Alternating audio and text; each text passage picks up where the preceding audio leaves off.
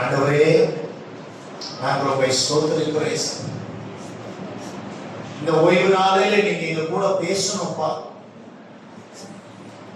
ஆண்டவரே, நீங்க எங்களோட பேசணும். ஆண்டவரே, நீங்க எங்களோட பேசணும். நீங்க எங்களோட பேசணும் ஏசப்பா.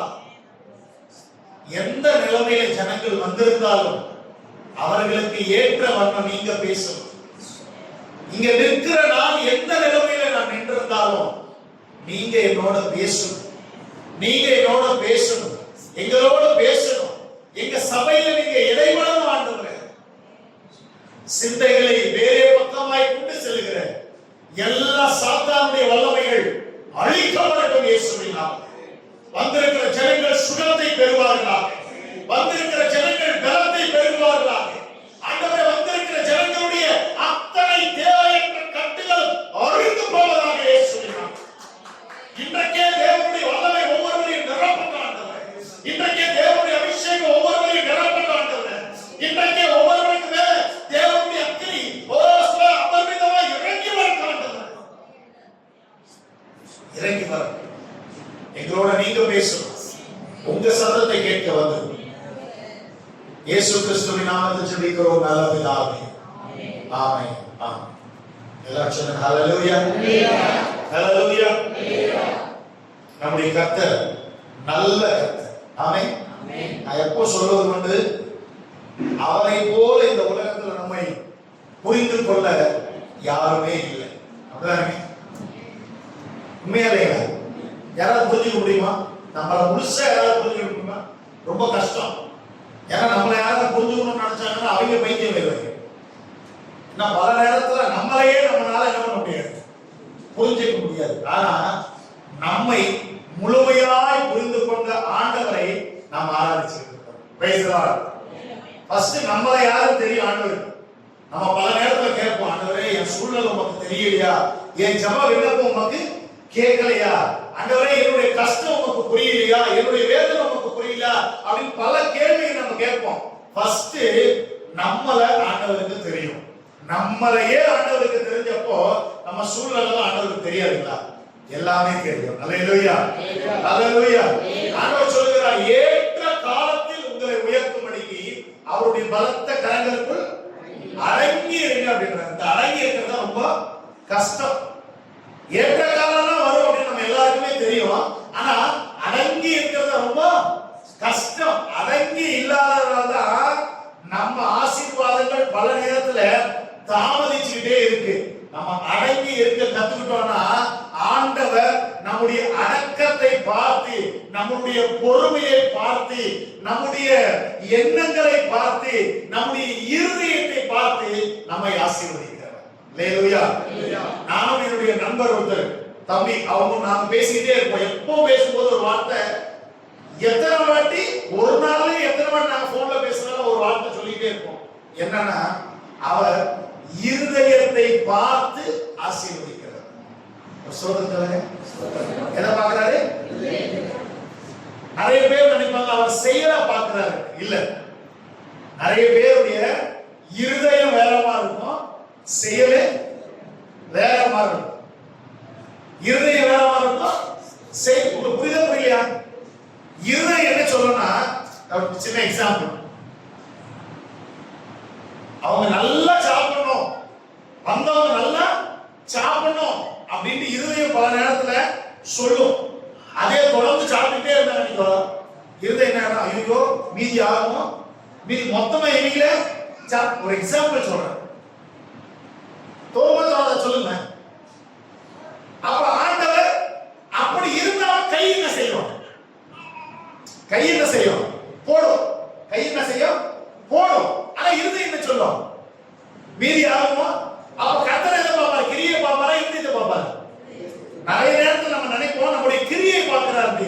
அவர் நம்முடைய கிரியை பார்ப்பதில்ல, இருதயத்தை பார்க்கிறார். அல்லேலூயா. நாம உதவி செஞ்சாலும், நம்ம ஜெபம் பண்ணாலும், நம்ம ஊழியம் பண்ணாலும், நம்ம பிரயாணம் பண்ணாலும் நம்முடைய எண்ணங்களை பார்த்து நம்மை ஆசீர்வதிக்கிறவரா இருக்கிறார். பக்கத்துல பார்த்து சொல்லுங்க, எண்ணம் ரொம்ப முக்கியம். எண்ணம் ரொம்ப முக்கியம். எண்ணம் சரியா இருக்கும். என்னதுங்க? செயல் கிடையாது. நிறைய பேருடைய செயல் நல்லா இருக்கும், ஆனா எண்ணம் சரி இருக்காது. ஆனா கர்த்தர் எதை பார்க்கிறார்னா அவர் நம்முடைய செயலை அல்ல, நம்முடைய எண்ணத்தை பார்க்கிறார். நான் காலையில எழுந்திருச்சு ஜெபிக்கணுங்க, கண்டிப்பா பைபிள் படிக்கிறேங்க. படிக்கலன்னா நான் படிக்கலன்னா தப்பு அப்படின்லாம் படிக்கக்கூடாது. நான் படிக்கிறதுனால அதுல இருந்து நம்ம என்ன கத்துக்கணும், அதன்படி என்ன வாழணும். இன்னைக்கு வசனம் என்ன ஆரம்பிச்சாங்க? சங்கீதம் 119 சங்கீதம் 1 வசனம் எப்படி ஆரம்பிச்சாங்க? கர்த்தருடைய வாசிக்கிறவங்களா இல்ல நடக்கிறவங்களா? சொல்லுங்க, வாசிக்கிறவங்களா? எண்ணத்துல அப்படி நடக்கும் அப்படின்னு முயற்சி பண்றோம் பாத்தீங்களா, அவங்கள பார்த்துதான் என்ன சொல்றாங்க ஆண்டவரே? பாக்கியவான் அப்படின்னு சொல்றாங்க. என்ன சொல்றாரு? நம்ம இங்கிலீஷ்ல எப்படி இருக்கு தெரியுங்களா? blessed man. blessed அப்படின்னா என்னதுங்க? ஆசீர்வாதம். பாக்கியவான் யாரு? நடக்கிறவங்க. நிறைய சபைகள்ல, இந்த பாரம்பரிய சபையில இருக்கிற நிறைய பேர் எப்படி தெரியுமா இருப்பாங்க? காலையில எழுந்திருச்சா கண்டிப்பா நான் பைபிள் படிச்சாகணும் படிப்பாங்க. ஆனா பைபிள் வாழ்க்கையில என்ன இருக்காது, யூஸ் பண்ண மாட்டாங்க. நான் அதுதான் எப்போ சொல்றேன், ஆந்திரால நான் சர்ச்சை நடத்திட்டு போது சொல்றேன், ஒரு மனுஷனுக்கு அவனுடைய பிரச்சனையில, அவனுடைய கவலையில, வேதனையில, துன்பத்துல ஜெபிக்கணும் அப்படின்னு தோணி ஓடி போய் முழங்கால் போட்டு ஓடி அழுது ஜெபம் பண்றான்னா அவன் முதல் படி கிறிஸ்தவன்.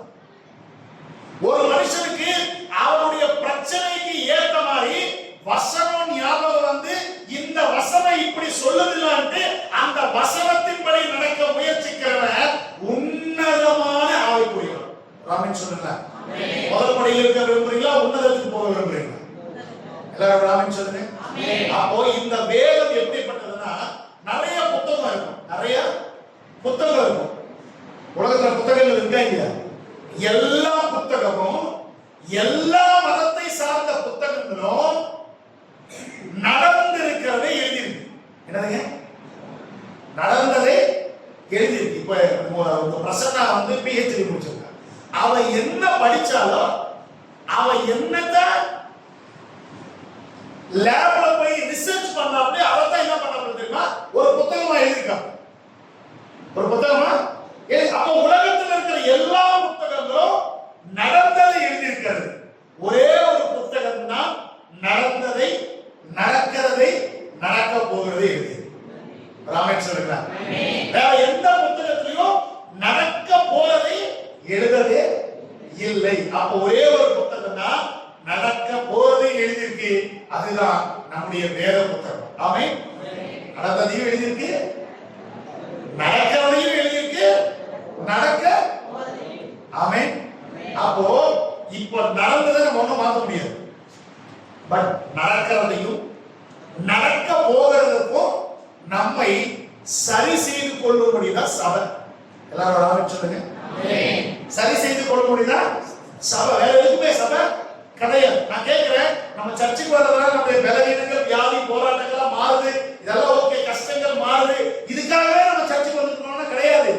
நடக்க போகிற ஒரு விஷயத்திற்காக இப்போ நாம் நடந்து கொள்வதை கற்றுக்கொள்வதற்காக தான் கர்த்தர் சபையை நியமித்திருக்கிறார்.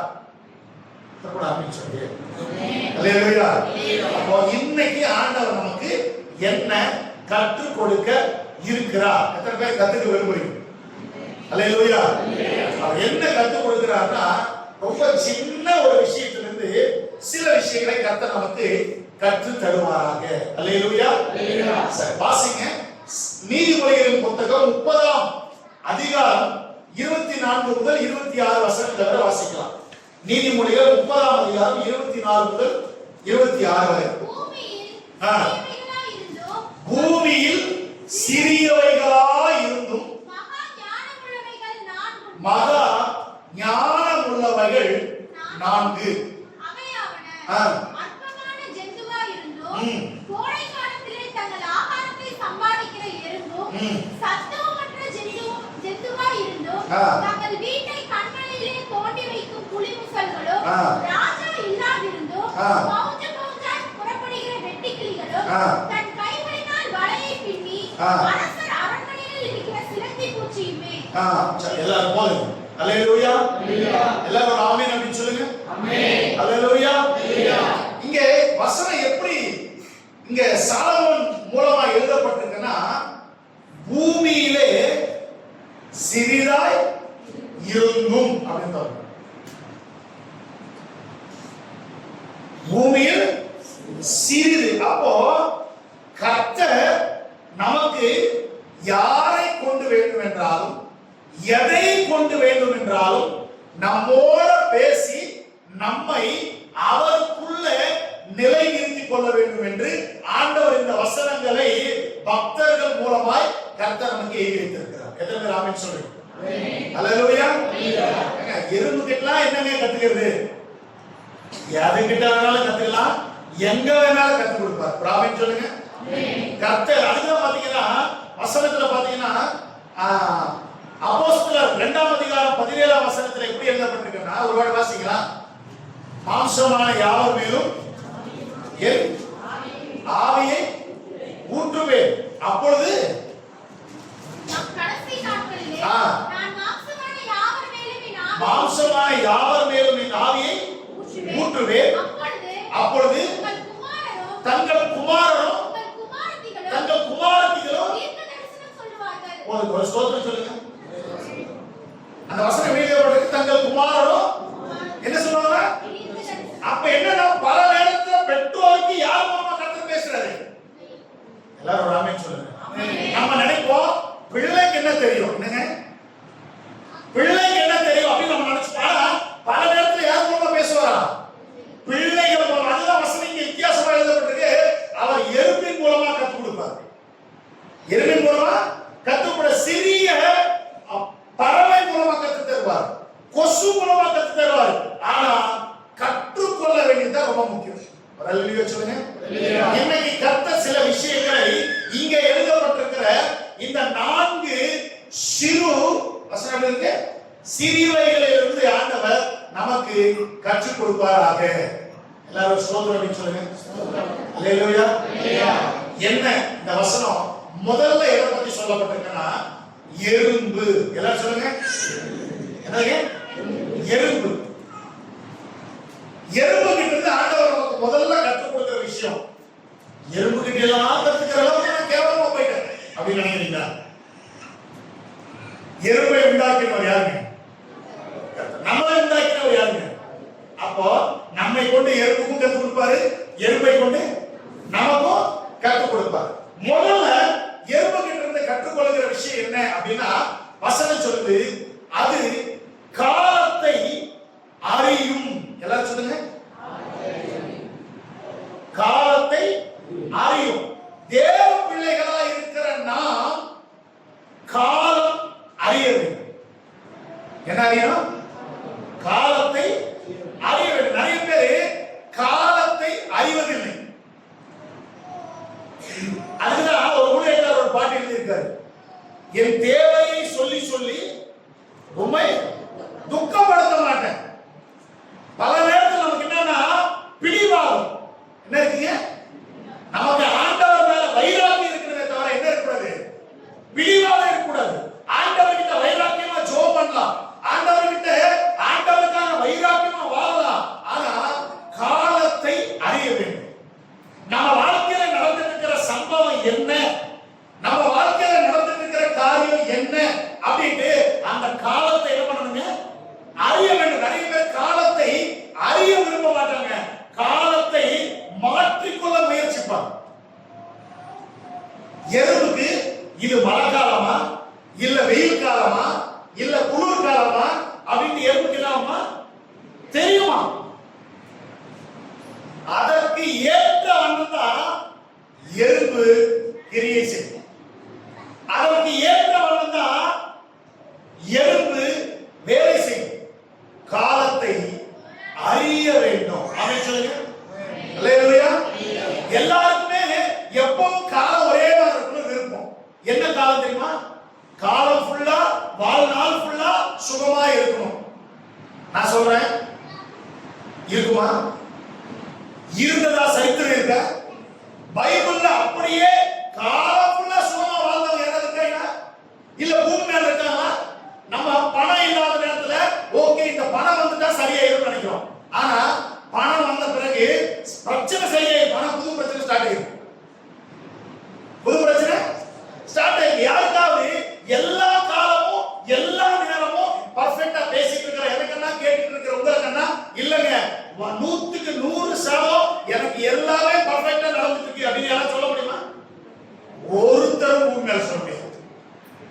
ஒருத்தர் உண்மையில சொல்ல முடியாது. அப்போ முதல்ல நம்ம வாழ்க்கையில கர்த்தர் என்ன காலத்தை நியமித்திருக்கிறார் என்று அறிகிற ஞானத்தை நாம் பெற்றுக்கொள்ள வேண்டும். ஒரு ஆமென் சொல்லுங்க.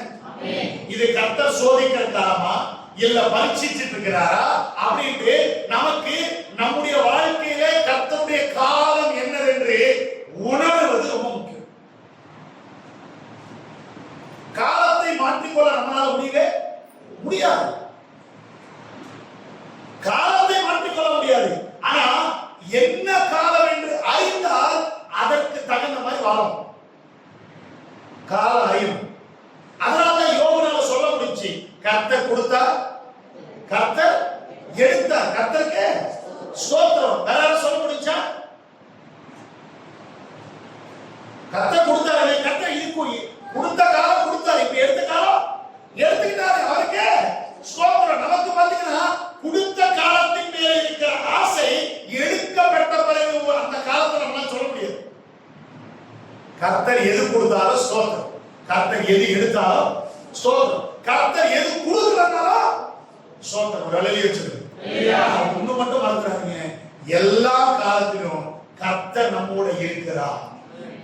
நம்ம கஷ்டத்தில் இருக்கிறார், நம்முடைய நஷ்டத்தில் இருக்கிறார், நம்முடைய வேதனையில் இருக்கிறார், நம்முடைய துன்பத்தில் இருக்கிறார், நம்முடைய அவமானத்தில் இருக்கிறார், நம்முடைய எல்லா நிலைமையிலும் நம்மை குறித்து யாராவது குறை பேசிக் கொண்டிருப்பது இருக்கிறார், நம்மை அவமானப்படுத்தும் போது இருக்கிறார், நம்முடைய பசியில் இருக்கிறார், பட்டினியில் இருக்கிறார், நிந்தனையில் இருக்கிறார், எல்லா இடத்திலும் கர்த்தர் இருக்கிறார். அதை மறந்துடாதீங்க.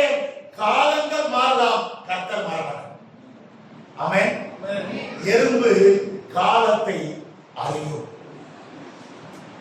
ரெண்டாவது எறும்பு கிட்ட நாம கற்றுக்கொள்கிற அற்புதமான விஷயம் என்ன அப்படின்னு கேட்டீங்கன்னா, எறும்பு காலத்தை பிரயோஜனப்படுத்தும். எல்லாரும் சொல்லுங்க, நம்ம காலத்தை பிரயோஜனப்படுத்துறோமா? வசனம் சொல்லுகிறது, நம்ம எந்த நாட்கள் இருக்கிறோமா? கடைசி நாள். எதுக்கு இந்த வாரத்துக்கு கடைசி நாளா? எதுக்கு சொல்லப்பட்டிருக்கு கடைசி நாள்? எதுக்கு கடைசி நாள்? கர்த்தருடைய வருகைக்கு கடைசி நாட்கள்.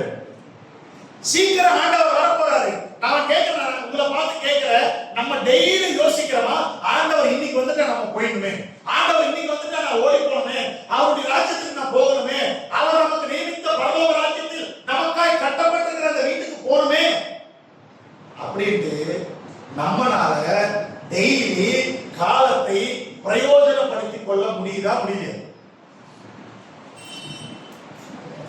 இந்த எறும்பு கிட்ட இருந்து என்ன கத்துக்கணும்னா, காலத்தை எப்படி பிரயோஜனப்படுத்த தெரியுமா? கோடை காலத்துல மழை காலத்துக்கு தேவையான ஆதாரத்தை சேர்த்து வச்சுக்கணும். அப்ப நம்ம என்ன சேர்த்து வைக்கணும்? எல்லாத்தையுமே சேர்த்து கத்துக்கணும். ஆமென் சொல்லுங்க. நான் எப்பவும் சொல்லுவேன், ஒரு மனுஷன் ஃபர்ஸ்ட் சேர்க்க வேண்டிய விஷயம் ஆவிக்குரிய என்ன தெரியுமா? கிருபையை சேர்த்து வைக்கணும். என்ன சேர்த்து வைக்கணும்? அநேக ஸ்தோத்திரத்தினால கிருபை பெருகும். கிருபையை சேர்க்கணும். நம்ம பேங்க் பாஸ்புக்ல என்ன நடந்திருக்கணும் தெரியுமா?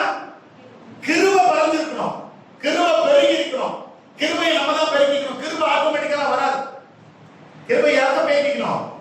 நம்ம தான். எல்லா நேரத்திலும் ஸ்தோத்திரம் பண்ணி என்ன பண்ணணுங்க? கிருபையை பெருக்கிக் கொண்டே இருக்கணும். பிலிப்பியர் 4ஆம் அதிகாரம் 6ஆம் வசனம் வாசிங்களா? பிலிப்பியர் 4ஆம் அதிகாரம் 6ஆம் வசனம். நீங்கள் ஒன்றுக்கும் கவலைப்படாமல் எல்லாவற்றையும் குறித்து உங்கள் விண்ணப்பங்களை ஸ்தோத்திரத்தோட கூடிய ஜெபத்தினாலும் வேண்டுதலினாலும் தேவனுக்கு எல்லாரும் ஸ்தோத்திரம் அப்படி சொல்லுங்க. இந்த வசனம் எப்படி ஸ்டார்ட் ஆகுது? நீங்கள் ஸ்தோத்திரம் பண்றவங்க எல்லாம் ஒரு ஸ்தோத்திரம் அப்படி சொல்லுங்க. விண்ணப்பம் பண்றவங்க எல்லாம் ஒரு ஆமென் அப்படி சொல்லுங்க. ஜெபம் பண்றவங்க எல்லாம் ஒரு அல்லேலூயா சொல்லுங்க. இது மூணாம் எழுதப்பட்டது. இது மூணாம் எழுதப்பட்டது. ஆனா இது மூணுமே நம்ம பண்றோம். ஸ்தோத்திரம் பண்றோமா? பண்றோம். 2 ஜெபம் பண்றோமா? பண்றோம். 3 விண்ணப்பங்களை சொல்றோம், ஆண்டவர்கிட்ட சொல்றோம். ஆனா இது எல்லாத்துக்கும் முன்னாடி ஒரு வார்த்தை சொல்லப்பட்டிருக்கு. என்னதுங்க? ஒன்றுக்கும். இதுதான் பிரச்சனையே. ஜெபிக்கிறோம், துதிக்கிறோம், தோத்திரம் பண்றோம், ஆராதனை பண்றோம். ஆனா இது எல்லாம் எவ்வளவு பண்றோமோ அதோட சேர்ந்து இன்னொரு விஷயத்தையும் பண்றோம். என்ன பண்றோம்? கவலைப்படுறோம். என்னதுங்க? ஆனா இதெல்லாம் செய்யறதுக்கு முன்னாடி ஃபர்ஸ்ட் என்ன செய்ய சொல்றாரு ஆண்டவர்? அப்போ நம்ம ஜெபத்துக்கெல்லாம் ஏன் பதில் கிடைக்கல? நம்ம கர்த்தருடைய சத்தத்தை ஏன் கேட்க முடியல? இது என்ன காலம் ஏன் அறிய முடியல? இந்த காலத்தை நம்மால ஏன் பிரயோஜனப்படுத்த முடியலன்னா, ஜெபிக்கிறோம், தோத்திரம் பண்றோம், ஆராதனை பண்றோம், சர்ச்சுக்கு வர்றோம், எல்லாம் பண்றோம். இதோட சேர்ந்து இன்னொன்னும் பண்ணிக்கிட்டு இருக்கோம். என்ன பண்ணிட்டு இருக்கோம்? கவலைப்பட்டு இருக்கோம். ஆனா வசனம் என்ன சொல்றேன்னா, இது எல்லாம் நீ எவ்வளவு பண்ணாலும் கவலையோட பண்ண விஷயமா என்னது? வேஸ்ட்.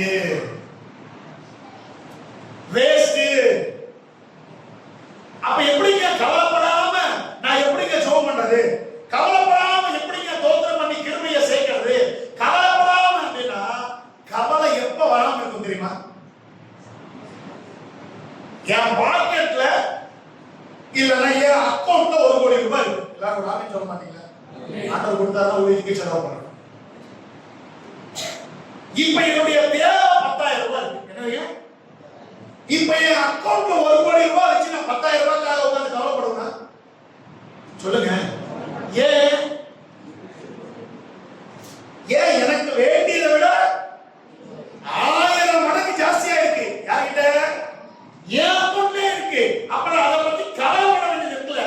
எடுத்து சந்தோஷமா செலவு பண்ணலாம். எடுத்து சந்தோஷமா 10,000 50,000 1 லட்சம் செலவு பண்ணலாம். கவலைப்பட வேண்டியதில்லை. ஏன்? அக்கௌண்ட்ல பணம் இருக்கு. நான் கேட்கிறேன், நம்ம கவலைப்பட்டுட்டே ஜெபம் பண்ணிட்டு இருக்கிறோம் அப்படின்னா அர்த்தம் என்னன்னா, உன் அக்கௌண்ட்ல இருக்கிற கோடி ரூபாய் நம்ம கண்ணுக்கு தெரியலன்னு அர்த்தம். உன் பிரச்சனைக்கான தீர்வு உனக்குள்ளேயே இருக்கு அப்படின்னு நமக்கு தெரியல. உள்ள யார் இருக்காரு? உலகத்தில் இருக்கிறவரை காட்டிலும் ராமன் சொல்லுங்க. ஏங்க நான் சொல்லவா? உள்ள இருக்கிறவர் தேவையை சந்திக்கிறவர் மட்டுமல்ல, உன் தேவைக்காக எதை வேண்டும் என்றாலும் சிருஷ்டிக்கக்கூடியவர். அல்லேலூயா.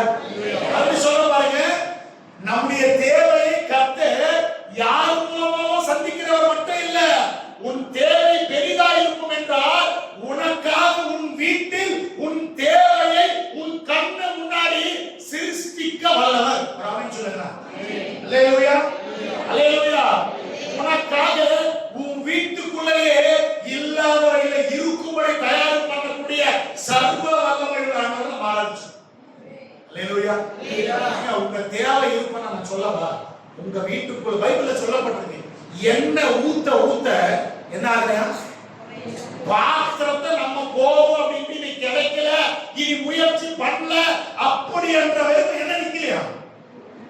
என்ன நிக்கவே இல்லையா? அப்போ ஊத்துற எண்ணெய் நினைச்சுக்கிட்டே இருக்குன்னு அர்த்தம் என்ன? கர்த்தர் அந்த எண்ணெயை சிருஷ்டித்துக் கொண்டே இருக்கிறார். ஆமென் சொல்லுங்க. பெருக பண்ணிக்கிட்டே இருக்கிறார். ஆமென் சொல்லுங்க.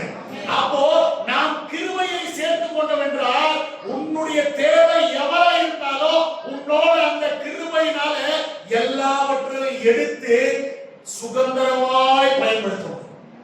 ஆமென். பக்கத்துல அம்மா சொல்லுங்க, உங்க தேவை 10,000 ரூபாய். ஆனா நீங்க கவலைப்படுறது கோடி ரூபாய் அளவுக்கு. ஆனா உங்களுக்கு தெரியாத விஷயம் தெரியுமா? சொல்லுங்க, உங்களுக்கு தெரியாத விஷயம் தெரியுமா? ஆல்ரெடி 10 கோடி உங்க அக்கௌண்ட் தான் இருக்கு. அதுதான் ராமன் சொல்லுங்க. தேவை 10,000, யோசிக்கிறது கோடி அளவுக்கு. ஆனா எவ்வளவு இருக்கு? ராமன் சொல்ல மாட்டேன். காலத்தை பிரயோஜனப்படுத்து. ஆமென். அல்லேலூயா. ஆமா, காலத்தை பிரயோஜனப்படுத்த வசனம் சொல்லுது. சமயம் வாய்த்தாலும் வாய்க்காவிட்டாலும் என்னதுங்க? சமயம் வாய்த்தாலும் நிறைய பேர் நினைப்பாங்க, டைம் வரட்டுங்க சுவிசேஷம் சொல்றேன், டைம் வரட்டுங்க ஜெபம் பண்றேன், டைம் வரட்டுங்க ஆராதனை பண்றேன், டைம் வரட்டுங்க பைபிள் படிக்கிறேன், டைம் வரட்டுங்க சர்ச்சுக்கு போறேன். நோ, சமயம் வாய்த்தாலும் ஏன் சொன்னா, நீ சமயத்தை நீ உபயோகப்படுத்த வந்த பிறகு செய்யறேன் அதெல்லாம் கிடையாது. இப்ப என்ன செய்யற, அது வரும்படி நீ என்ன முயற்சி பண்ற, அந்த காலத்தை எப்படி பிரயோஜனப்படுத்துற. பிரயோஜனம். நிறைய பேர் இன்டர்வியூ அட்டெண்ட் பண்ணாங்க, கர்த்தர் எனக்கு ஜாப் தருவார், கர்த்தர் எனக்கு எப்படி தருவாரு. இன்டர்வியூ அட்டெண்ட் பண்ணறியா, அதுக்காக என்ன முயற்சி பண்ணிருக்கிற, எப்படி தருவாரு கர்த்தர்.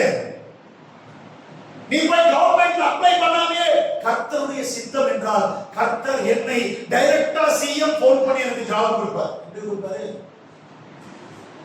நீ என்ன பண்ணிருக்க, அதுதான் வசனம் சொல்லு, கிரியை இல்லாத விசுவாசம் செத்தது.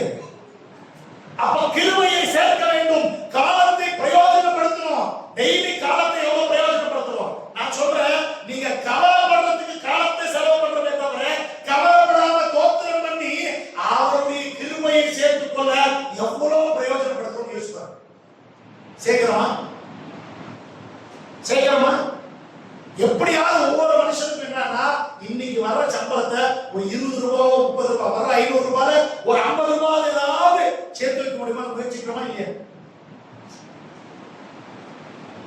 எறும்பு சேர்த்து வைக்குது, நான் கேட்கிற கிருபையை சேர்த்து வைங்க, கிருபையை சேர்த்து வைங்க.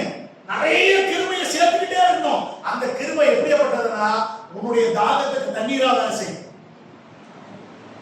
உனக்கு சாப்பாடா, உன்னுடைய பசிக்கு சாப்பாடா மாறும். உன் தேவையெல்லாம் சந்திக்கிறதுக்கு அந்த கிருபையை எடுத்து நீ பயன்படுத்திக் கொள்ளலாம். அதனால்தான் கிருபையை சேர்த்து வைக்க வேண்டும். ஆமென் சொல்லுங்க. எப்படி கிருபை சேரும், ஸ்தோத்திரம் பண்ணிட்டே செய்யும், வேற எதுவுமே பண்ண தேவை. இந்த ஜனத்தை எனக்கு என்று ஏற்படுத்தினேன், இவர்கள் என் துதியை சொல்லுவோம். எல்லாவற்றை குறித்தும் ஸ்தோத்திரம் பண்ண வேண்டுமா. நாம் பண்றோமா. சிம்பிளுங்க. ஆவிக்குரிய வாழ்க்கையில வாழ்றதுக்கு சிம்பிளா ஒரே ஒரு விஷயத்தை செஞ்சா போதும், ஸ்தோத்திரம் பண்ணா. எப்போ ஸ்தோத்திரம் பண்ணி பாருங்க. ஒரு 10 வாட்டி நீங்க மாம்சத்துல சொல்லுவீங்க, 11வது வாட்டி ஆவியானவர் கை கொடுக்க ஆரம்பிச்சு. அல்லேலூயா. நம்ம ஜெபம் பண்ணும்போது நிறைய நேரத்துல நிறைய ஜெபம் பண்ண பண்ண மாட்டோம். ஏன் தெரியுமா, நிறைய நேரத்துல ஜெபம் நின்றோம். ஆனா வசனம் சொல்லுது, நம்ம நிறைய ஸ்தோத்திரம் பண்ணும்போது என்ன ஆகும் தெரியல. ஃபர்ஸ்ட் யாருக்கு கேட்கணும் ஸ்தோத்திரம் பண்ணும்போது, யாருக்கு, யாருக்கெல்லாம் கேட்குதோ இல்லை, ஃபர்ஸ்ட் நமக்கு கேட்கணும். சொல்றேன், ஸ்தோத்திரம் நீங்க ஜெபம் பண்றது, நீங்க ஸ்தோத்திரம் பண்றது ஃபர்ஸ்ட் யாரு கேட்கணும், யாரு கேட்கணும், எல்லாம் சொல்லுங்க, நமக்கு கேட்கணும். ஏன் கேட்கணும், கேட்கறதுனால விசுவாசம் வளரும். ஆமென் சொல்லுங்க. என் தேவன் சர்வ வல்லவர். இது யார் கேக்குது ஃபர்ஸ்ட், ஆமா இல்ல, அது சர்வ வல்லவர் தானே அப்படி நம்ம உணர்வோம், அப்ப விசுவாசம் வளரும். ஆமென் சொல்லுங்க.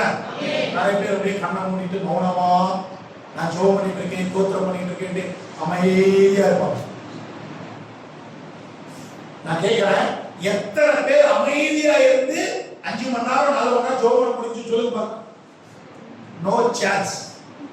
5 நிமிஷத்துல தூங்கிடுவாங்க, இல்லைன்னா 5 நிமிஷம் சிந்தா மாறிடும், மரணம் மாறாது. அதுவே நீங்க சத்தமா ஸ்தோத்திரம் பண்ணி பாருங்க, உங்களுக்கு தெரியாதவே நீங்க சொல்ற ஸ்தோத்திரம் உங்களுக்கு கேட்டு கேட்டு கேட்டு விசுவாசம் வளர்ந்து ஜெப நேரம் பெருகும். ஆமென். அதனால எப்பவுமே வீட்ல ஸ்தோத்திர சத்தம் கேட்டுட்டே இருக்கும். ஆமென் சொல்லுங்க. டெய்லி முடிஞ்ச அவங்க வீட்ல நல்ல டிவி இருக்கணும்னா அந்த டிவிலேயே ஸ்தோத்திரம் போட்டுடுங்க.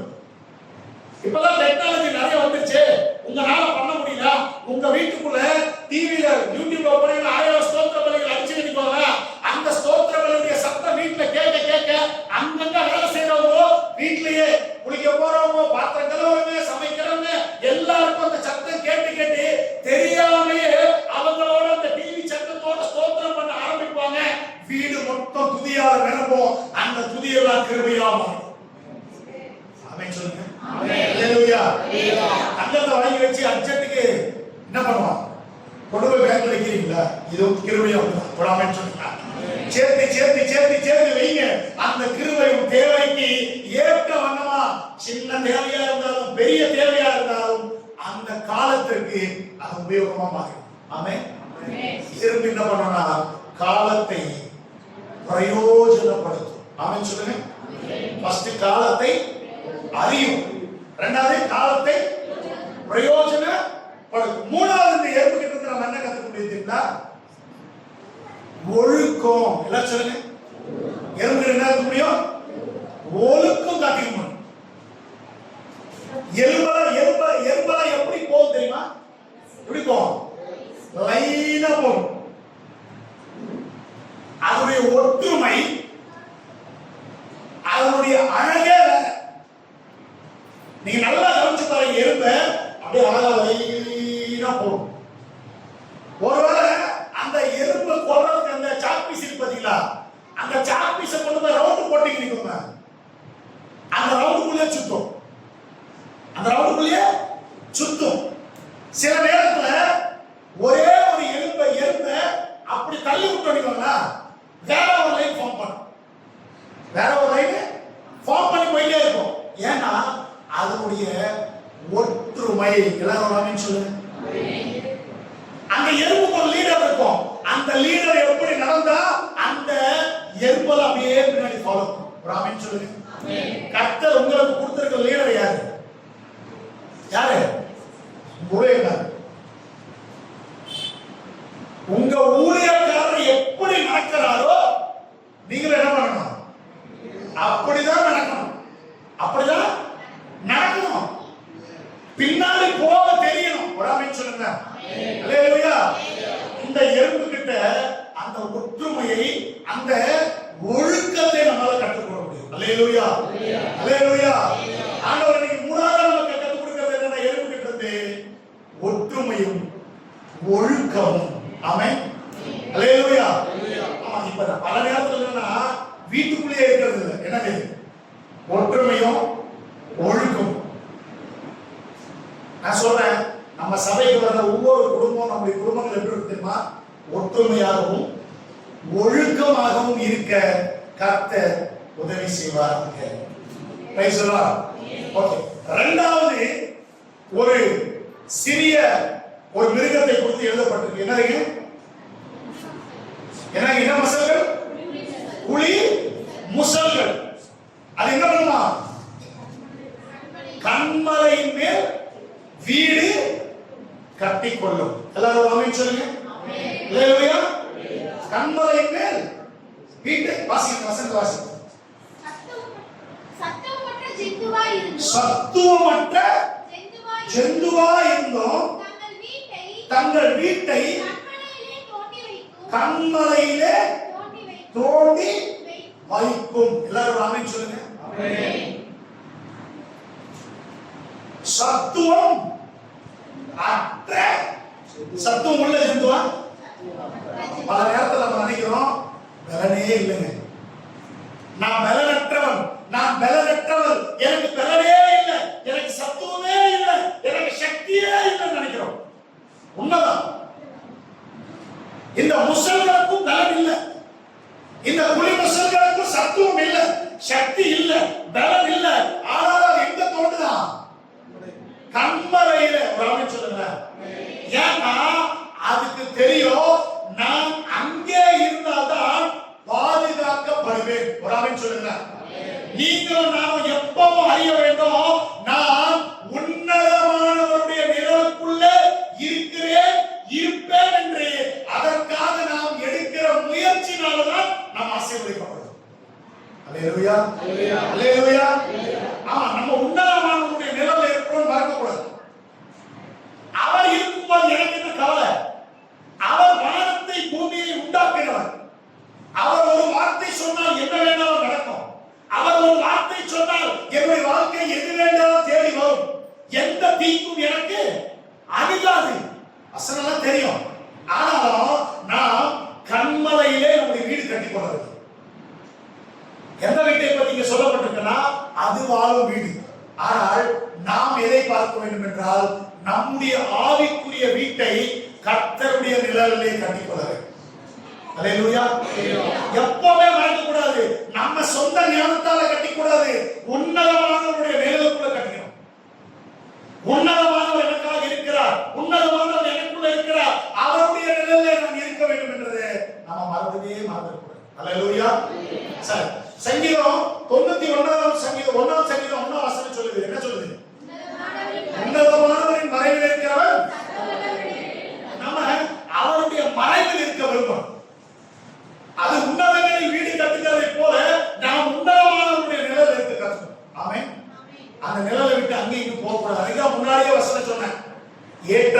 காலத்தில் தேவன் நம்மை உயர்த்தும்படிக்கு அவருடைய பலத்த கரங்களுக்குள் அடங்கி இருக்கணும். அடங்கி இருக்கிறது ரொம்ப கஷ்டம், இருக்க வேண்டும். இருந்தால் தேவனுடைய ஆசீர்வாதங்களை நாம் பெற்றுக் கொள்வோம். ஆமென். ஓகே, மூணாவது என்ன பற்றி சொல்லப்பட்டிருக்கு? ராஜா இல்லாதிருந்தும் பவுஞ்சு பவுஞ்சாய் புறப்படுகிற வெட்டு, எல்லாரும் ராமன் சொல்லுங்க. இந்த வெட்டி கிளிக்கு கூட நம்ம கத்துக்கிறோம் என்ன தெரியுமா? இது பவுஞ்சு பவுஞ்சா கிளம்பும். எப்படி கிளம்பும் தெரியுமா? வசனம் என்ன சொல்லுது? ராஜா ராஜா ராஜா இல்லாம இருந்தா எப்படி கிளம்புது? பவுஞ்சு என்னது? ஒரு சேவையா, ஒரு கூட்டமா கிளம்புது. ஒருத்தர் கிளம்பிட்டாங்கன்னா எல்லாரும் கிளம்பிட்டாங்க அப்படின்னு சொல்லுவாங்க பாருங்க. ஆனா இது எப்படி கூட்டமா கிளம்புது? எப்படி யோசிச்சீங்களா? கூட்டமா கிளம்புது அப்படின்னா இந்த வெட்டுக்கல்லியுடைய தன்மை என்ன தெரியுமா? சத்தத்திற்கு கீழ்ப்படுகிற தன்மை. எல்லாரும் சொல்லுங்க, சத்தத்துக்கு ஒண்ணு கிளம்பப்படுகின்றன கிளம்பாது, ஒரே வாட்டியே கிளம்பும். ராமன் சொல்லுங்க, கர்த்தர் வரும்போது ஒருத்தரா எடுத்துக்க மாட்டாரு, சபையா எடுத்துக்குவாரு. ராமன் சொல்லுங்க, எப்படி எடுத்துக்குவாரு? தனித்தனியெல்லாம் பிரிச்சு பிரிச்சு எடுக்க மாட்டாரு. 10 வேலைக்கு ஒருத்தர் கூட்டு போறேன், 10 ஒருத்தரெல்லாம் கூட்டு போக மாட்டார், ஒரே வாட்டி வருவாரு. ஆனால் அவர் வரும்போது அவர் சத்தம் நமக்கு கேட்கணும். ராமன் சொல்லுங்க, ஏன் பழைய பாட்டில் எழுதினார் தெரியுமா? அவர் வரும்பொழுது என்ன கேட்குமா? எக்கால துணி கேட்கும். ராமன் சொல்லுங்க, நீங்க ஆயத்தம் உள்ளவர்களா இல்லாவிட்டால் என்ன கேட்காது? சத்தம் கேட்காது. கவலைப்பட்டு உட்கார்ந்து என்ன கேட்காது? சத்தம் கேட்காது. அவர் ஒரே நேரத்தில் அவர் என்ன பண்ணுவாரு? எனக்கு தெலுங்குல வருது பூரா. பூரம் என்ன பண்ணுங்க பேரு தமிழ்ல எக்காலம். என்னங்க எக்காலம்? அந்த எக்கால சத்தத்தை கேட்டா மட்டும்தான் எடுத்துக்கொள்ள முடியும். ராமன் சொல்லுங்க, அல்லேலூயா. இந்த வெட்டுக்கிளிகள் அந்த சத்தத்திற்காக ஆயத்தமா இருக்கும். ராமன் சொல்லுங்க. நம்ம தேவ பிள்ளைகளுக்கு அனுப்பியிருக்க வேண்டிய விஷயம் நிறைய. ஆயத்தம் இருக்கணும், ஆயத்தம் இருக்கணும். பைபிளை நம்ம வாசிக்கிறோம், 10 கன்னிகைகள், 5 பேர் என்ன ஆயத்தமா என்ன எடுத்துட்டு வந்தாங்க? ஆமா, மத்த 5 பேரும் நடக்கலாம் கொண்டு வந்தாங்க. அவங்க கொஞ்சம் என்ன கொண்டு வந்தாங்க. ஆனா அந்த முழுமையாய் அடுத்தும் தேவையான எண்ணெயை அந்த ஆயத்தமானதை கொண்டு வரவில்லை. கொண்டு வராதனால என்னாச்சு? கைவிடப்பட்ட. கர்த்தர் எப்போ வருவாரு யாருக்கு தெரியுமா? தெரியும். இப்ப பேசிக்கிட்டு இருக்கிறவங்க கூட வரலாம். எப்பயும் உட்கார்ந்து நம்ம ஏதோ இங்க யோசிச்சுட்டு இருக்கோம்னா, அவர் வருகை பத்தி யோசிக்கலன்னா, அவருடைய ராஜ்யத்தை பத்தி யோசிக்கலன்னா, அது பேர் ஆயத்தமா? முதலாவது தேவனுடைய ராஜ்யத்தையும் நீதியும் தேடுங்க, அப்பொழுது இவைகள் உங்களுக்கு கூட கொடுக்கும். அவர் கூட கொடுக்கணும் அப்படின்னா எதை பத்தி யோசிக்கணும்? எங்க கூட கொடுப்பார்? இங்கேயும் கொடுப்பார், அங்கேயும் கொடுப்பார். ஆமென் சொல்லுங்க. இங்க பத்தி கவலைப்பட்டு உட்கார்ந்து வச்சுட்டு அங்க பத்தி ஆயத்தம் இருக்கணும். ஆமென் சொல்லுங்க. நிறைய பேருக்கு நான் பரலோகத்துக்கு போகலான்னு ஒரு கவலை, இதுவும் ஒரு கவலை. நாளைய தினத்தை குறித்து அப்ப இன்றைய தினம் என்ன பண்ண சொல்றாரு? ஆயத்தம் சொல்றாரு. நாளைய தினத்தை குறித்து கவலைப்படாதுன்னு அர்த்தம் என்ன? இன்னைக்கு ஆயத்தமா இரும் என்றார். எதுக்கு வேணாலும் நடக்கலாம், என்ன வேணாலும் நடக்கலாம், அதுக்கு ஆயத்தம் வேணும். யாரும் சொல்ல முடியுமா? இப்ப பேசிட்டு இருக்கிறனா இன்னும் 1 மணி நேரம் இப்படியே நின்று பேசிட்டு இருப்பேன் தெரியுமா? தெரியாது. இந்த நொடி கூட வரலாம். ஆனா என்ன வேணும்? ஆயத்தம் வேணும். ஆமென் சொல்லுங்க. அல்லேலூயா சொல்லுங்க. அல்லேலூயா சொல்லுங்க. அல்லேலூயா. அப்பப்ப போய் பால் பாக்கெட் வாங்கி வந்து டீ போடுற வேலை இருக்கக்கூடாது. எப்பவுமே இருக்கும் பால் வீட்டுல. ஒரு சோத்திரம் சொல்லுங்க. அல்லேலூயா. அதுல ஆசீர்வாதங்கிற ஒரு ஆசீர்வாதம் அந்த கொடுக்கிறார் தெரியுமா? உன்னுடைய எண்ணெயும் உன்னுடைய மாப்பிசை தொட்டியும் மாவு என்ன பண்ணக்கூடாது? குறையாமல் இருப்பதாக. ஆமென் சொல்லுங்க. அப்ப குறையாமல் அப்ப என்ன பண்றீங்க? ஆயத்தமா நிரப்பிக்கிட்டே தான் இருப்ப. நீ நிரப்பிக்கிட்டே தான் இரு. உன் கிருபையை கூட நிரப்பிக்கொண்டே இருன்னு சொல்றாங்க. அல்லேலூயா. குறைய குறைய வாய்க்கோன்னு சொல்ல, நிரப்பிக்கிட்டே இருந்தேன்னு சொல்றாரு. நிரப்பிக்கணும். ராமன் சொல்லுங்க. குறைஞ்ச பிறகு நிரப்பிக்கிறதால ஞானம் இல்லைங்க. அது குறைய போது அடுத்து அதை யூஸ் பண்ண போறோம்னு சொல்லும்போது ரெடியா இருக்கணும். ராமன் சொல்லுங்க. நம்ம பேங்க்ல இந்த மாசம் இஎம்ஐ எடுக்க போறோம்னு சொல்லும்போது எடுத்த 13,000 போடுறதுக்கு வீட்ல இன்னொரு 13,000 ரெடியா இருக்கும். ராமன் சொல்ல மாட்டேன். அல்லேலூயா. குறைஞ்ச பிறகு போடுறதெல்லாம் கிறிஸ்தவ வாழ்க்கை இல்ல. அது குறையறதுக்கு முன்னாடி ஆயத்தப்படுத்தி வச்சுக்கிறதா கிறிஸ்தவ வாழ்க்கை. நான் சொல்றேன், குறையற்ற வாழ்க்கை ஆண்டவர் நம்முடைய சபையை சார்ந்தவர்களுக்கு தருவாராக. அது ஆவிக்குரிய விஷயமா இருந்தாலும் சரி, அது இந்த உலக பிரகாரமான விஷயமா இருந்தாலும் சரி. ஆமென். அல்லேலூயா. பிரியமான தேவ பிள்ளைகளே, ஆண்டவர் சொல்றார் ஆயத்தம் முக்கியம். நிறைய பேர் ஆயத்தமாயிட்டு இருக்காங்க. எதுக்கு? திருவிருந்து. ஆமென் சொல்லுங்க. திருவிருந்து எடுக்கும் போதே இந்த விஷயத்துல ஆயத்தம் ஆயிடுவாங்க. எதுக்கு?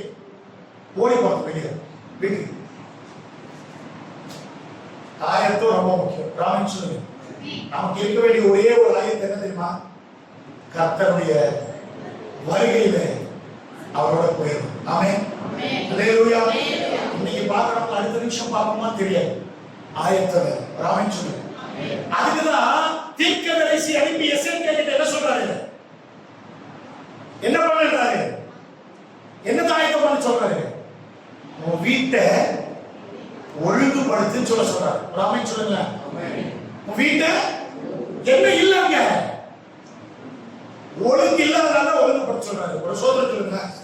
ஏங்க நான் வெள்ளச்சட்டை போட்டு நின்றது பிறகு ஐயா வந்து, தம்பி நீ ஏன்பா வெள்ளச்சட்டை போடுறாங்க இருக்கோம். ஆல்ரெடி என்ன போட்டிருக்க? வெள்ளச்சட்டை தானே போட்டிருக்க. அப்போ தீர்க்கதரிசி அனுப்பி எசேக்கியா ராஜா கிட்ட என்ன சொன்னாரு? நீ சாக போற. என்ன பண்ண போற? நீ சாக போற. எப்ப சாக போறன்னு சொன்னாரா? எப்ப வேணாலும் சாகலாம். ஆனா என்ன பண்ணு? வீட்டை ஒழுங்குபடுத்து, வீட்டை ஆயத்தப்படுத்து. எனக்கு எப்ப வேணாலும் போலாம். ராமன் சொல்லுங்க. நம்ம எப்ப வேணாலும் கர்த்தர் வரலாம். என்ன வேணும்? ஆயத்தம். ஆயத்தம் வேணும். இன்னைக்கு உங்களுக்கு சொல்லி அனுப்புறேன். அவனுடைய ஊழியக்காரனா ஆயத்தமுள்ள ஆவிக்குரியவர்களாய் கர்த்தர் நம்மை நிரப்புவாராக, நடத்துவாராக. எப்ப வந்தாலும் சரி. ராமன் சொல்லுங்க. அல்லேலூயா. ஒரு சிலர் சொல்லுவாங்க, ஒரு சிலர் கூப்பிடுவாங்க எப்பயாவது போன் பண்ணி, பிரதர் எப்ப பிரதர் வரீங்க எங்க வீட்டுக்கு? நான் சொல்லுவேன், இப்ப வரீங்களா? ஐயோ வாங்க பிரதர். ஒரு சிலர் சொல்லுவாங்க, பிரதர் ஒரு அரை மணி நேரம் கழிச்சு வாங்க பிரதர், வீடெல்லாம் கூட்டிட்டீங்க. சொல்ல மாட்டேன், நேரா இன்டைரக்டா. ஒரு சிலர் சொல்லுவாங்க, ஒரு சிலர் ஆமா வீட்டுக்கு பெயிண்ட் அடிச்சு எல்லாம் ஒதுக்கி வச்சுட்டு இருக்கிறோம், அதனால இப்ப வராதீங்க நாளைக்கு வாங்க. ஆனா ஒரு சிலர் சொல்லுவாங்க, பிரதர் எப்போ வேணாலும் வாங்க. ராமன் சொல்லுங்க. எப்படி சொல்லுவாங்க? பிரதர் இது உங்க வீடு பிரதர், நீங்க எப்ப வேணாலும் வரலாம். நைட் 2 மணிக்கு வந்தீங்கன்னாலும் ஃபோன் பண்ணுங்க, 1 மணிக்கு வந்தாலும் ஃபோன் பண்ணுங்க. நீங்க 1 மணி நேரத்துக்கு முன்னாடி ஃபோன் பண்ணலன்னா நீங்க வீட்டு வாசல்ல வந்து ஃபோன் பண்ணுங்க பிரதர், எப்ப வேணாலும் வாங்க. ராமன் சொல்லுங்க. கர்த்தர் எப்ப வேணாலும் வரலாம். ஆனா நமக்கு என்ன வேணும்? அல்லேலூயா. அல்லேலூயா. நான் சொல்றேன், நம்முடைய நிலைமை கர்த்தர் தெரியாதா? நம்ம கஷ்டம், நம்முடைய வேதனை, நம்ம துன்பம் கர்த்தர் தெரியாதா? ஆனாலும் கர்த்தர் சொல்றதுன்னா ஆயத்தம் இருக்கணும்ன்றாரு. இதையெல்லாம் பார்த்துட்டு என்னத்தை மறந்துடாதன்றாரு? ஆயத்தமாகிறத மறந்துடாதன்றாரு. புரிஞ்சவங்க ராமன் சொல்லுங்க. இதையெல்லாம் பார்த்துட்டு என்னத்தை விட்டுறாத? ஆயத்தமாகிறத விட்டுறாதுப்பா. இதெல்லாம் உன்னுடைய ஆயத்தத்தை கெடுக்கிறதுக்கு தான் சாத்தான் கொண்டாடுறான். உன் வியாதி எதுக்கு தெரியுமா? உன் ஆயத்தத்தை கெடுக்கணும்.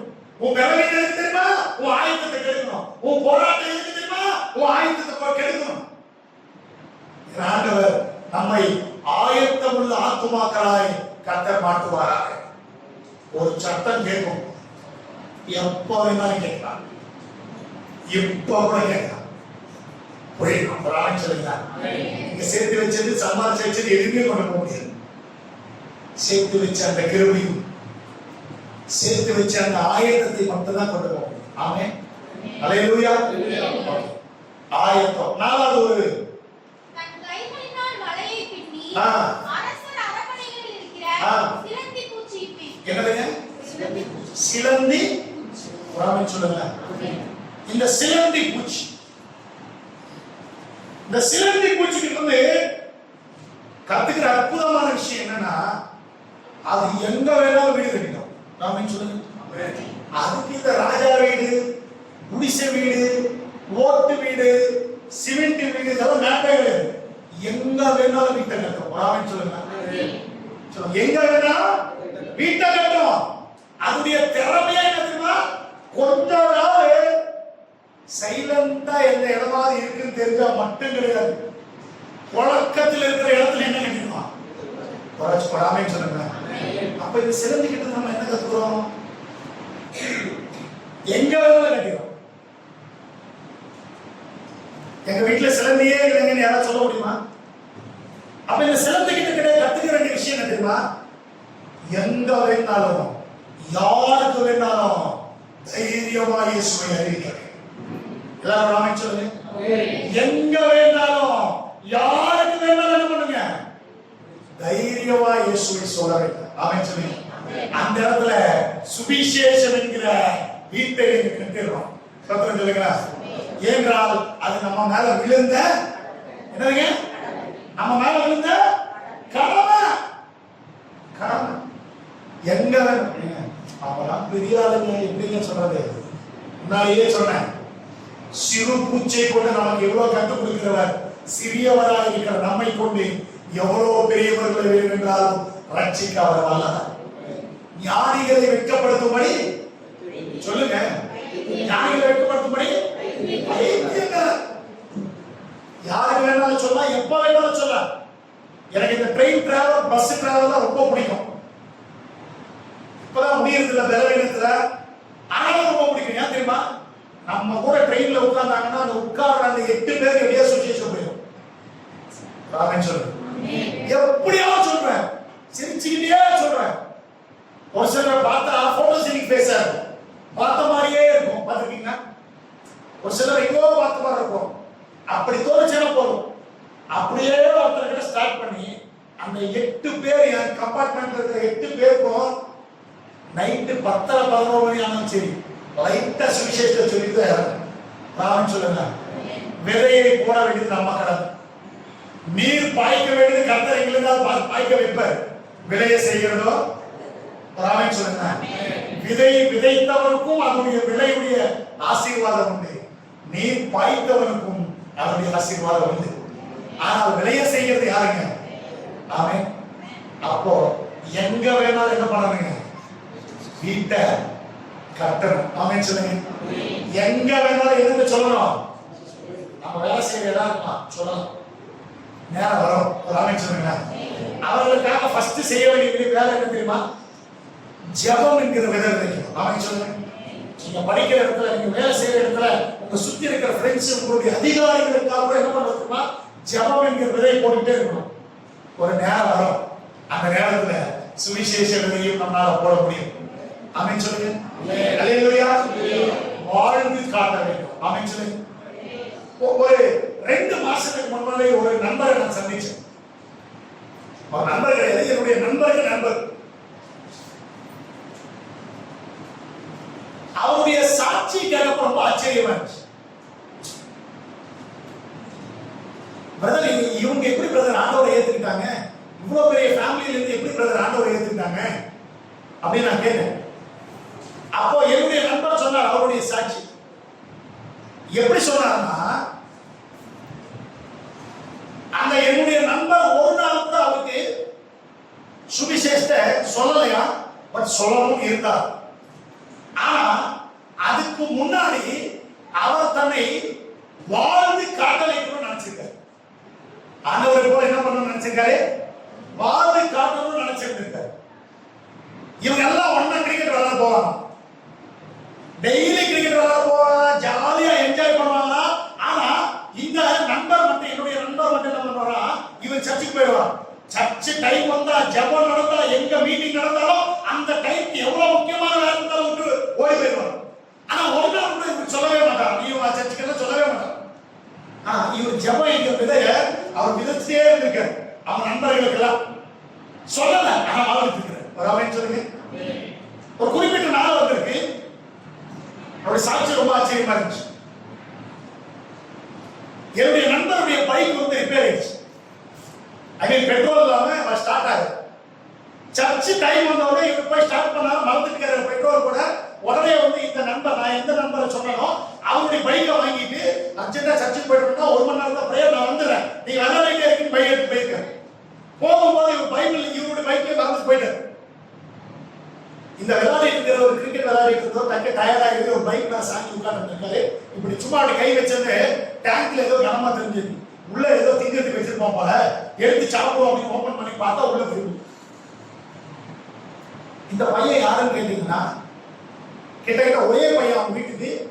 அவனுடைய சொத்து மட்டும் பாத்தீங்கன்னா ஒரு 150 கோடிக்கு அதிபதி. அந்த பையன் எத்தனை கோடி? ரொம்ப வசதியான குடும்பம். உடனே அந்த பையன் அவரை இந்த பைபிள் எடுத்துருக்கான். பைபிள் எடுத்து என்ன இவன் எப்ப பார்த்தாலும் பிரேயர் போயிடலானே அப்படின்னு சொல்லிட்டு இந்த பைபிள் என்னதான் இருக்கு அப்படின்னு சொல்லி அப்படி எடுத்து ஓபன் பண்ணிருக்கான். ஓபன் பண்ண உடனே பைபிள்ல பிரசங்கி புத்தகம், ஏன்னா சென்ட்ரல் ஓபன் பண்ணா வாங்கடா சங்கீதம் நீதிமொழிகள் பிரசங்கி தான் ஓபன் ஆகும். ஓபன் பண்ண உடனே வாலிபனே அப்படின்னு ஸ்டார்ட். என்னதுங்க அந்த வேர்ட் அவர் படிச்சது அவர் காது கேட்ட மாதிரி இருந்துச்சான். டக்கு பைபிளை மூடி வச்சுட்டு நான் வாலிபன் இந்த பைபிளுக்கு எப்படி தெரியும் தோணுச்சான். நான் வாலிபன் பைபிளுக்கு எப்படி தெரிஞ்சு அப்படின்னு யோசிச்சு முடிச்சுட்டு இவர் வீட்டுக்கு போயிட்டு இருக்காரு. வீட்டுக்கு போனவங்க வீட்டுல சத்தம் கேட்கிறான். தூங்கிட்டு இருந்தா வாலிபனே தூங்கும் போது நடக்கும் போது சத்தம் கேட்டுட்டே இருக்கான். என்னட்டு வாலிபனே அப்படின்ட்டு ஒண்ணுமே புரியல இவருக்கு. அவன் அம்மா கிட்ட வந்து கேட்டிருக்காரு, எனக்கு இப்படி ஒரு சத்தம் கேட்கறத பைத்தியக்கார நம்ம போடா அப்படின்னு.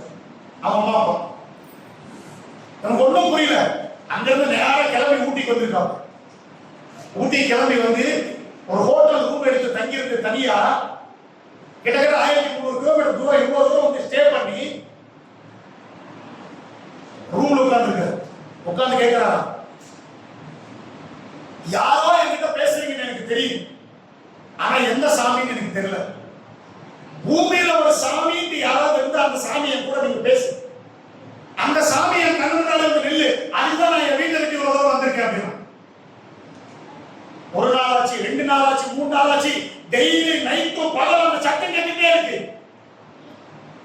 5வது நாள் நைட்டு திடீரென்று அந்த வீட்டுக்குள்ள அந்த தங்கியிருந்த அந்த ரூமுக்குள்ள ஒரு பெரிய வெளிச்சம் வந்திருக்கு. அந்த வெளிச்சத்துல இருந்து ஒரு சத்தம், வாலிபனே. அல்லேலூயா. கேட்டு நீங்க யாரு அப்படின்னு சொல்லிருக்காரு. நான் தான் இயேசு வந்திருக்கேன். அல்லேலூயா. நான் தான் இயேசு வந்திருக்கிறேன். அப்பயும் போன் பண்ணானா, இயேசுவாமிய கூட பேசினாரு அப்படின்னு. அவனுக்காக நான் ஜெபம் மட்டும்தான் பண்ணேன் அப்படின்ட்டு. இன்னைக்கு அந்த பையன் ரட்சிக்கப்பட்ட உடனே அவன் வீட்டுல துரத்துட்டான். வீட்டை ₹1 சுட்டுல வீட்டை ஒரு போடா அப்படின்னு துரத்து, சட்டையெல்லாம் கொடுத்து எல்லாம் வெளியே வெயிட்டு இருக்க துணியெல்லாம் கொடுத்து வெளியே துரத்துட்டான். நல்லா படிச்ச பையன் போனான். ஒரு சின்ன கம்பெனியில தனியா அனாத மாதிரி அவன் உட்கார்ந்து வேலை பார்த்துட்டு இருந்தது. இன்னைக்கு அமெரிக்கால வேலை கிடைச்சி போய் அமெரிக்கால செட்டில் ஆகி கிட்ட அவன் ஒருத்த மட்டும் 50 சர்ச்சு கட்டி போச்சு. அல்லேலூயா சொல்லுங்க. அல்லேலூயா சொல்லுங்க. நான் சொல்றேன், கர்த்தர் உங்களையும் அப்படி ஆசீர்வதிப்பார். உங்களின் கர்த்தர் அவருடைய சுவிசேஷத்தின் பணிக்காக ஆங்காங்கு வீடு கட்டுகிற வல்லமையை தருவாராக. ஆங்காங்கு சுவிசேஷத்தை விதிக்கிற வல்லமையை கர்த்தர் தருவாராக.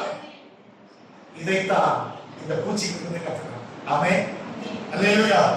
அல்லேலூயா. நீங்க ஸ்பைடர்மேனா மாற போறீங்க. ஆமென் சொல்லுங்க. ஆமா, அங்க நூல் விட போறீங்க. ஒரு சோதனை இருக்கு, அந்த நூல் பேர் தான் சுவிசேஷம். ஆமென் சொல்லுங்க. அல்லேலூயா.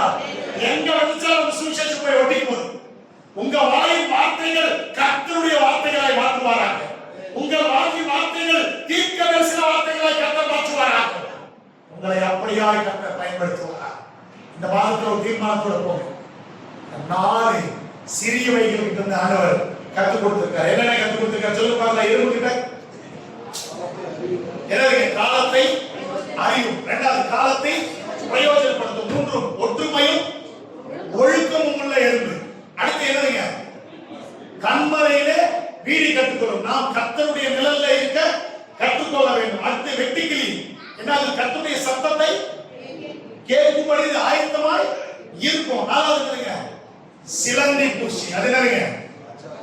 நாம் எங்க வேணாலும் என்ன பண்ணலாம்? வீடு கட்டிடலாம். ஆமென் சொல்லுங்க. எங்க எங்க வேணாலும் சுவிசேஷத்தை அறிவிக்கிற கிருபையும் அபிஷேகத்தையும் வல்லமையும் கர்த்தர் நமக்கு தருவாராக. எல்லாரும் எழுந்து நின்று கண்களை மூடி ஜெபிப்போம். எல்லாரும் எழுந்து. என் உயிரான இயேசு, என் உயிர்